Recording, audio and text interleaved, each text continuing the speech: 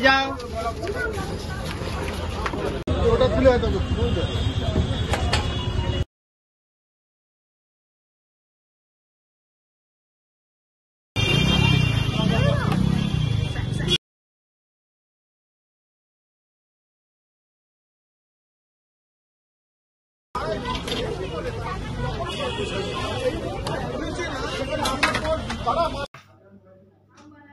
Hawker হয়রানি।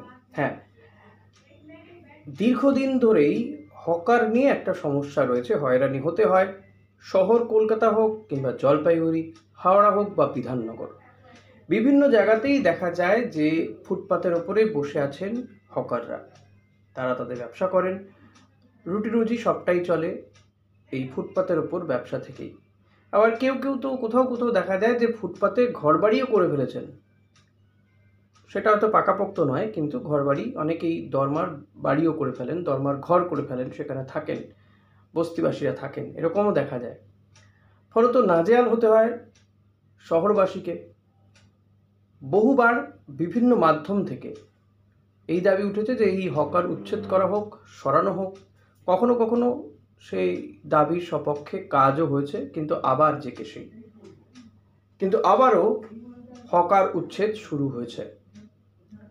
হকারদেরকে সরানো, সেখান থেকে সরিয়ে দেওয়া, এই অভিযান শহর কলকাতা থেকে বিধাননগর বিভিন্ন জায়গাতেই সেই অভিযান শুরু হয়েছে কেন না, মমতা বন্দ্যোপাধ্যায় গতকাল যে পুরসভাগুলোকে নিয়ে যে বৈঠক করেছেন, সেই বৈঠকে তিনি একেবারে বিভিন্ন পুরসভাগুলো ধরে ধরে কার কি ব্যর্থতা, কে কোথায় সফলতা পেয়েছে, এই সমস্ত কিছুই তুলে ধরেন তিনি এবং ধমকান, কার্যত ধমক দেন।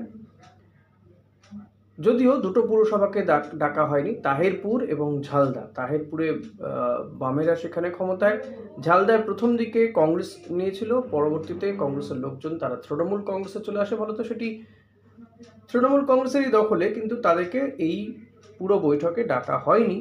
আর মমতা বন্দ্যোপাধ্যায় এই বৈঠকে একাধিক পুরসভার চেয়ারম্যান, মেয়রদেরকে তুলোধনা করেছেন, গৌতম দেব থেকে সুজিত বসু কিংবা একেবারে পুরো নগর উন্নয়ন মন্ত্রী।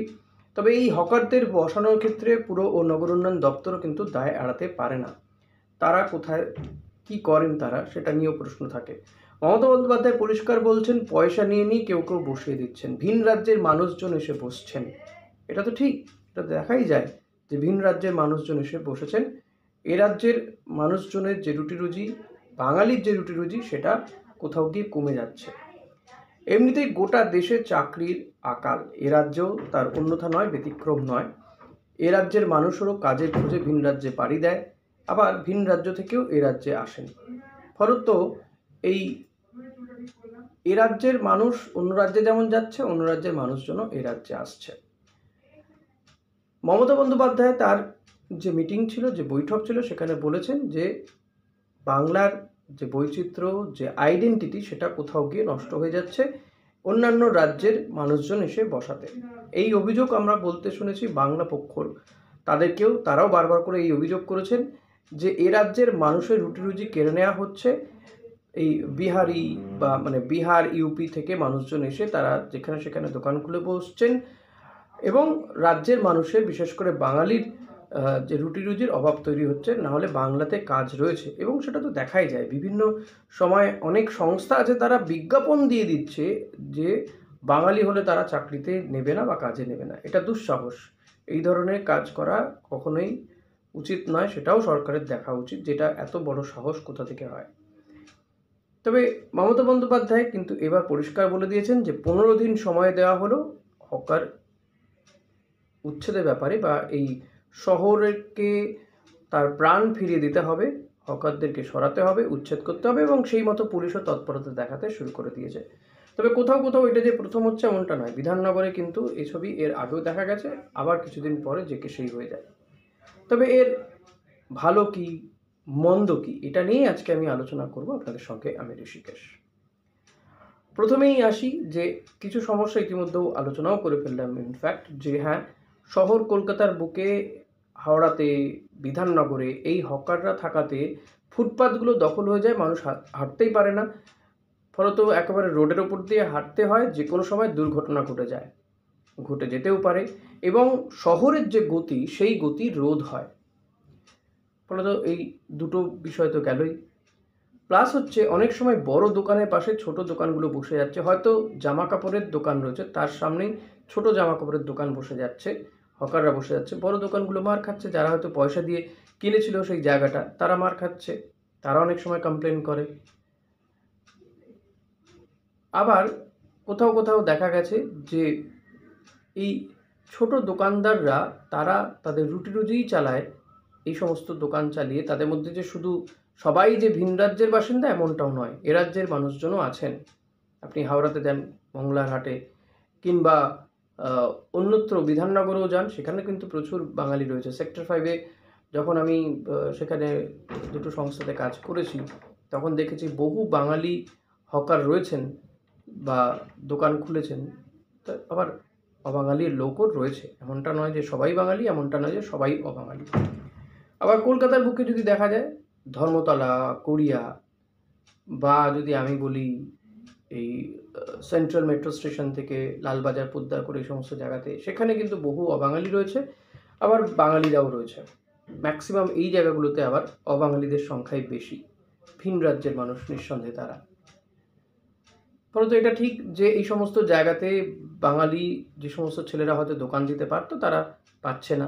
এবং এরা যে দোকান দিচ্ছে সেটা বিনা পয়সায় হচ্ছে এমনটা নয়, শাসক দলের নেতা মন্ত্রীদেরকেই খুশি করে তারা বসছে। মমতা বন্দ্যোপাধ্যায় সে কথাও বলছেন।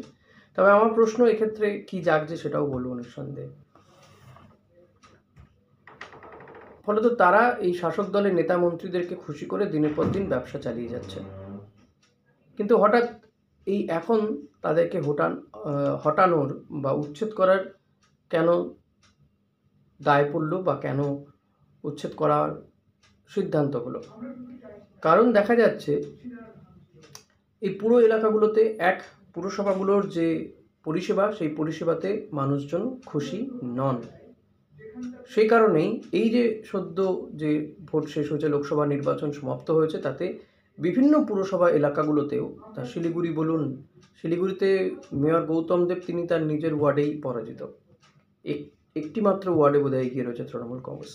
শহর কলকাতা, উত্তর কলকাতার একাধিক ওয়ার্ডে তৃণমূল কংগ্রেস পিছিয়ে, দক্ষিণ কলকাতায় আবার উল্টোটা।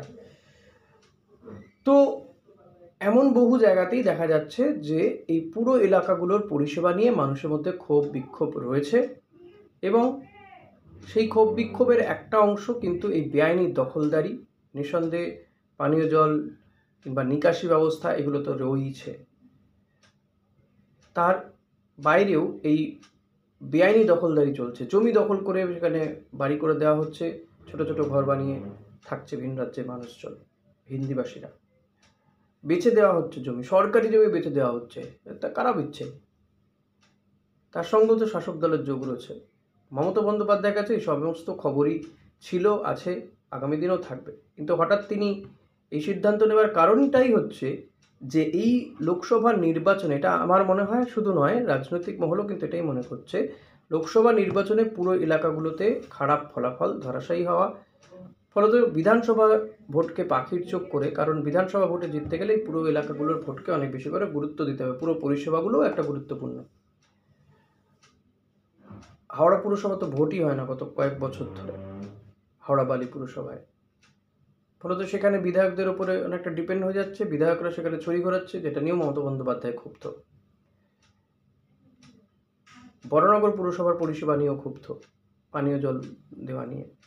এরকম বহু পুরসভার ভূমিকাতেই ক্ষুব্ধ মমতা বন্দ্যোপাধ্যায়।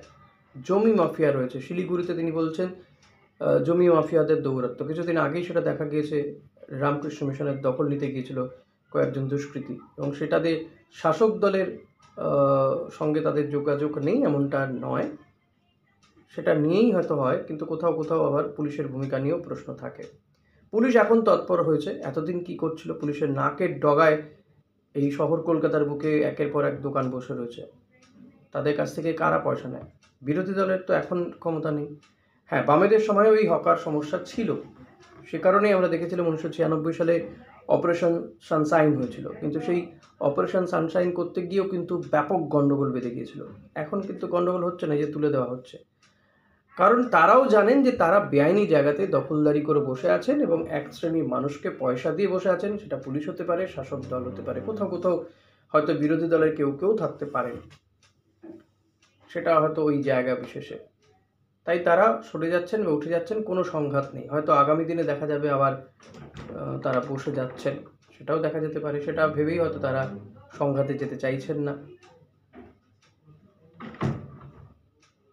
কিন্তু এই হকারদের সরিয়ে দেওয়াটাও একটা দরকার, এবং সেটা বসতে না দেওয়াটাই তো প্রথম কাজ হওয়া উচিত ছিল।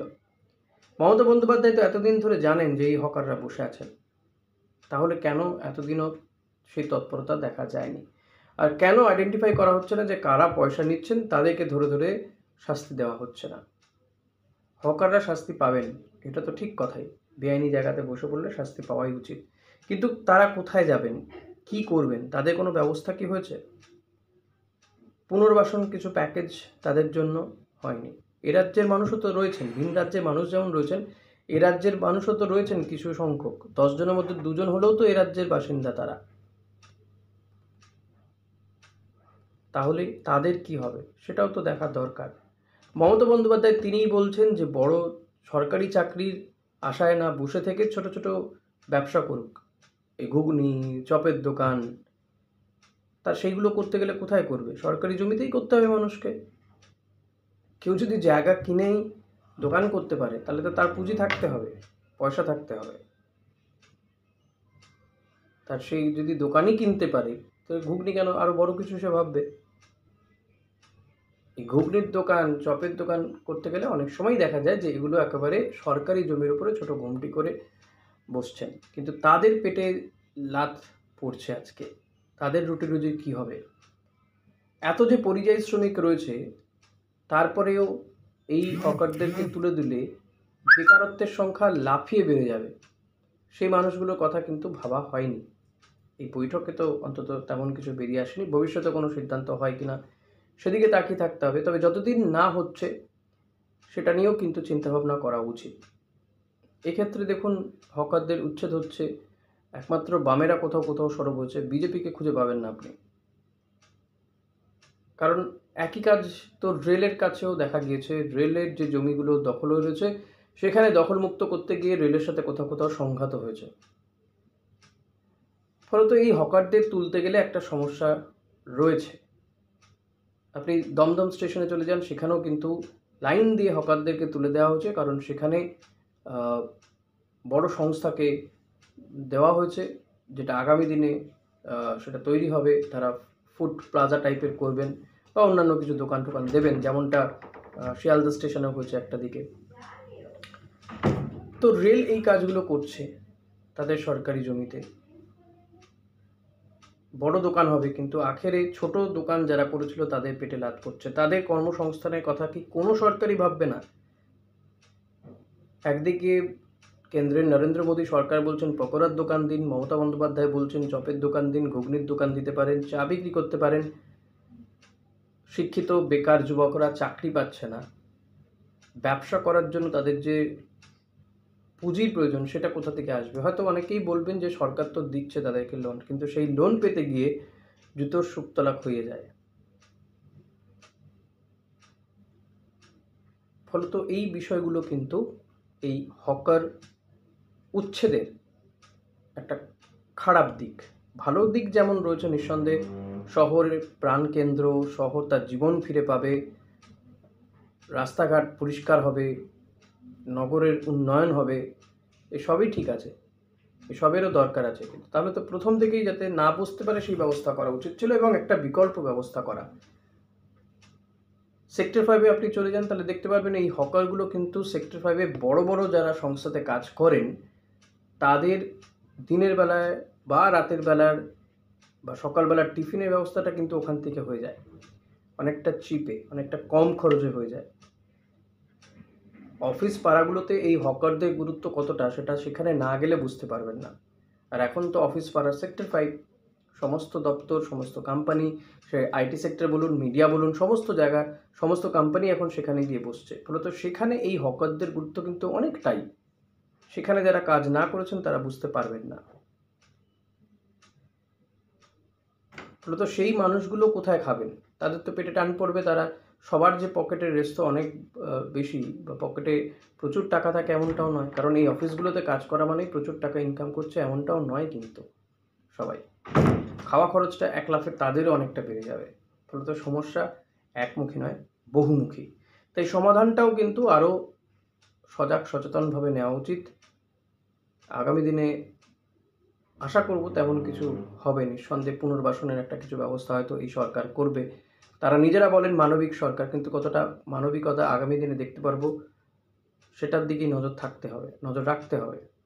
কারণ এই যে হকার সমস্যা সত্যিই সমস্যা শহরগুলোর প্রাণকেন্দ্রের, এবং তবে এই মানুষগুলোর রুটি রুজির কথাও কিন্তু ভাববে কে? সরকারকে তো ভাবতে হবে, তারাই তো অভিভাবক। ভোট পাচ্ছি কি পাচ্ছি না, অবাঙালিদের ভোট পেলাম কি পেলাম না, পুরো এলাকাগুলোতে পুরো পরিষেবা দিতে পারছে না, তার মানেই উচ্ছেদ করে দাও। বিষয়টাকে যদি এত সরলীকরণ করা হয় তাহলে কি আখেরে ভুল হবে? ভুল কি ঠিক সেটা আগামী দিন বলবে। দেখা যাক যে আগামী কয়েকদিনের মধ্যে আবার যেখান থেকে উচ্ছেদ হচ্ছে সেখানে আবার দোকান হয়ে যায় কিনা। তখন তো পুলিশের ভূমিকা নিয়ে প্রশ্ন উঠবে। কারণ পুলিশ, অনেকেই অভিযোগ করেন পুলিশও এই সমস্ত হকারদের কাছ থেকে পয়সা নিয়ে থাকে। অনেক সাংসদের বিরুদ্ধে, অনেক বিধায়কের বিরুদ্ধেও এই অভিযোগ থাকে, শাসক হোক বা বিরোধী। তাদের আরেকটু দায়িত্ব নিতে হবে যে এই ছোটোখাটো জায়গাগুলো থেকে টাকা খাওয়া চলবে না। সেটা তো মমতা বন্দ্যোপাধ্যায়ই বলছেন। তাহলে বোধহয় এই সমস্যাগুলো অনেকটা মিটতে পারে।